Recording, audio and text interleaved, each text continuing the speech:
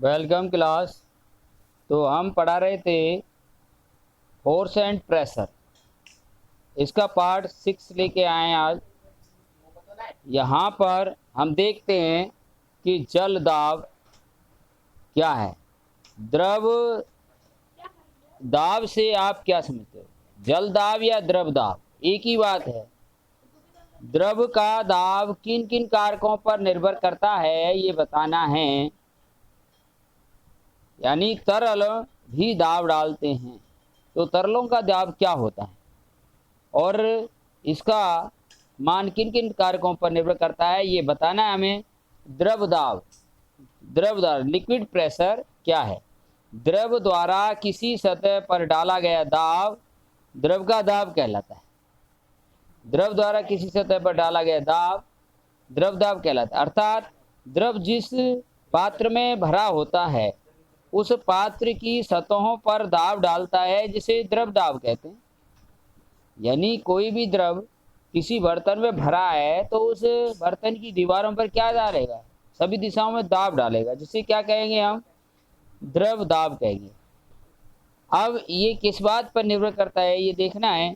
यदि डी घनत्व का द्रव किसी पात्र में एच मीटर की ऊंचाई तक भरा है, जी एक डी घनत्व है, तब भरा हो तो पात्र की सतह पर द्रव द्वारा आरोपित जो दाब है वो कितना होगा? तो वो होता है P बराबर एच डी जी। एच गुणा डी गुणा जी। ये क्या है? एच यहाँ द्रव की ऊंचाई या गहराई है, डी द्रव का घनत्व है, डी द्रव का घनत्व है और जी गुरुत्वीय त्वरण है। जी का मान कितना होता है? 9.8 मीटर पर सेकेंड स्क्वायर गुरुत्वीय त्वरण है। तो यहाँ पर देखते हैं द्रव के दाब को प्रभावित करने वाले कारक क्या हैं। तो ये कारक ही हुए ना सारे। द्रव का दाब यानी द्रव की ऊंचाई या गहराई से प्रभावित होगा और द्रव के घनत्व से भी प्रभावित होगा। ठीक है, तो यहाँ पर हम देखते हैं द्रव को प्रभावित करने वाले कारक। द्रव का दाब निम्न कारकों पर निर्भर करता है। तो पहला ले लिया हमने द्रव का घनत्व यानी डी घनत्व। यानी ये क्या होता है? एक नॉर्मल बात के रूप में देखें तो हल्का भारी द्रव, यानी जो भारी द्रव होगा उसका घनत्व ज़्यादा होगा। हम कह सकते हैं जो द्रव भारी है उसका घनत्व ज़्यादा है, या हम कहें जिसका घनत्व ज़्यादा है वो द्रव भारी है। जैसे एक लीटर में आप दूध भरते हो, उसको तोलो, और एक उसी लीटर में पारा भरो, तो पारा उससे 13 गुना आ जाता है लगभग। तो इसका मतलब उसका घनत्व है दूध के घनत्व से 13 गुना है। तो यहाँ पर हम देखते हैं कि द्रव का घनत्व है, तो द्रव का दाब द्रव के घनत्व के समानुपाती होता है। यानी किसी द्रव का घनत्व ज़्यादा होगा तो वह ज़्यादा दाब डालेगा, कम होगा कम डालेगा। अर्थात यदि अधिक घनत्व वाले द्रव का दाब अधिक एवं कम घनत्व वाले द्रव का दाब कम होता है, जबकि ऊंचाई समान हो। इसमें क्या है, जो अन्य राशि उसको कांस्टेंट मानते हैं, स्थिर मानते हैं।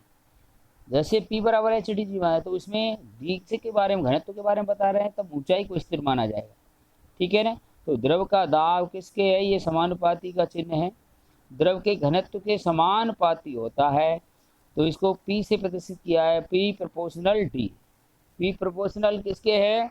D के है बराबर है। P प्रोपोर्शनल कितना है? D के बराबर है।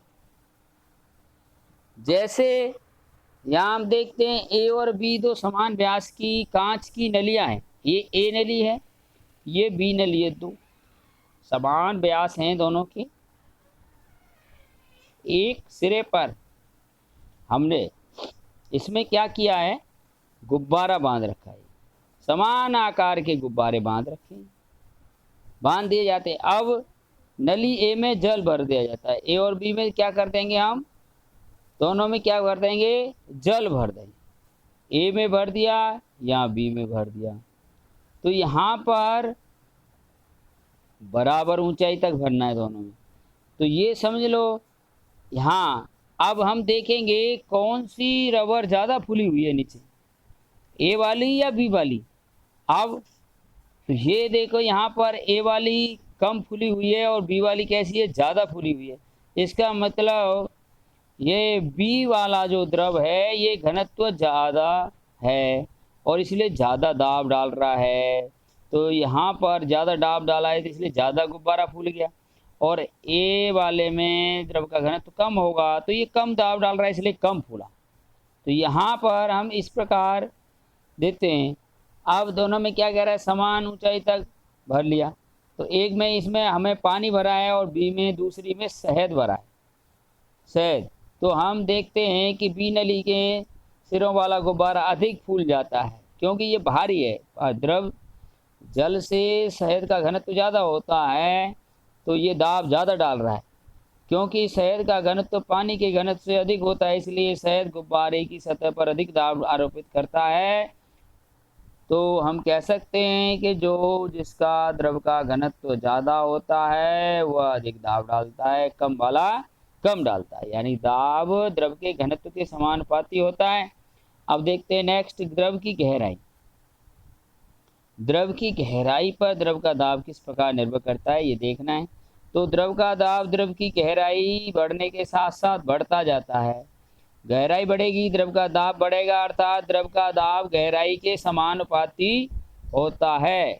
गहराई बढ़ने पर यानी द्रव का दाब क्या होगा, उसकी द्रव की गहराई के समानुपाती होगा, पी समानुपाती एच।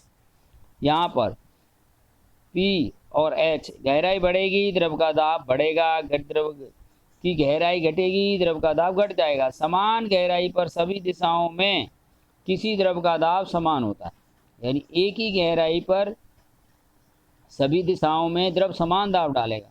गहराई घटने पर द्रव का दाब घटता जाता है और गहराई बढ़ने पर किसी द्रव का दाब बढ़ता जाता है। क्लियर? ओके। द्रव की तली, तली पैंदा जिसको कहते हैं, कोई कुआं है जैसे या तालाब है तो तालाब की तली यानी नीचे का पैंदा पर सर्वाधिक दाब होता है। क्यों? वहाँ सर्वाधिक गहराई होती है, सबसे ज़्यादा गहराई वहीं होती है तो वहाँ दाब सर्वाधिक होता है। अब एक क्वेश्चन लेते हैं, एक प्रयोग द्वारा सिद्ध कीजिए कि द्रव का दाब गहराई बढ़ने के साथ साथ बढ़ता जाता है। एक प्रयोग के लिए यहाँ पर देखा है, एक हमने बोतल ली है प्लास्टिक की, उसमें क्या है ए बी सी ये 3 समान आकार के विभिन्न ऊंचाइयों पर छिद्र किए हैं। समान आकार के छिद्र हैं, बड़ा छोटा नहीं होना चाहिए। तो एक प्लास्टिक की बोतल लेकर उसमें समान आकार के विभिन्न ऊंचाई पर छिद्र करते हैं। फिर बोतल को पानी से पूरा भर लेते हैं। अब इसको पानी से पूरा भर लिया, पूरा भर लिया तो ऊपर से यहाँ आप गहराई नापेंगे द्रव की। यहाँ ए बिंदु पर गहराई कम है क्योंकि गहराई कहाँ से नापी जाएगी, ऊपर से, और बी पर द्रव की गहराई ज़्यादा है और सी पर द्रव की और गहराई, विभिन्न गहराई हैं। तो यहाँ पर ये मान ली हमने H1 छोटी है, H2 बड़ी है और H3 सी वाली मानिए सबसे ज़्यादा है। तो यहाँ देखते हैं कि जो पानी गिरने लगेगा इसमें बोतल में से, फुल भरी हुई है, भर दो या भरते रहो, पानी गिरता रहे और आप ऊपर से डालते रहो, तो हम देखते हैं कि ए छिद्र से पानी बोतल के पास गिरता है, यानी बोतल के आधार से इसकी दूरी MP सबसे कम होगी और बी से थोड़ा दूर गिरता है। देखो यहाँ गिर रहा है क्यू पर, बी से दूर गिरेगा और सी से सबसे ज़्यादा दूर गिरता है। तो इससे क्या सिद्ध हो रहा है, इससे सिद्ध हो रहा है कि सी पॉइंट पर, सी बिंदु पर दाब सबसे ज़्यादा है, इसलिए प्रेशर से दूर जा रहा है, पानी दूर गिर रहा है। तो यहाँ ये वाली दूरी सबसे ज़्यादा है, तो हम कहें सी बिंदु पर दाब सबसे ज़्यादा है। बी बिंदु पर दाब मध्यम है, बी बिंदु बीच में गिर रहा है और ए पर तो बहुत कम है दाब, ये पास ही पास गिर रहा है। तो इस प्रयोग से क्या सिद्ध हो रहा है कि द्रव की गहराई बढ़ने के साथ साथ दाब क्या होता है, बढ़ता जाता है।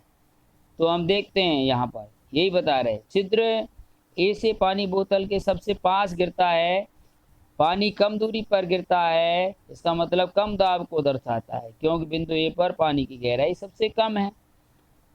छिद्र बी से पानी ए की अपेक्षा बोतल से दूर गिरता है, अतः बिंदु बी पर ए से अधिक दाब है, क्योंकि बिंदु बी पर पानी की गहराई ए से अधिक है। ऐसे ही सी का लेते हैं हम। बिंदु सी या छिद्र सी पर बोतल से पानी सबसे अधिक दूर गिरता है, अतः बिंदु सी पर ए और बी दोनों की तुलना में अधिक दाब है, क्योंकि बिंदु सी पर पानी की गहराई कैसी है? सर्वाधिक, सबसे ज़्यादा है। अतः हम कह सकते हैं इस प्रयोग से सिद्ध होता है कि गहराई बढ़ने पर द्रव का दाब क्या होता है? बढ़ता जाता है। तो आज के लिए इतना ही। Thank you, have a nice day. मिलते हैं नेक्स्ट वीडियो में।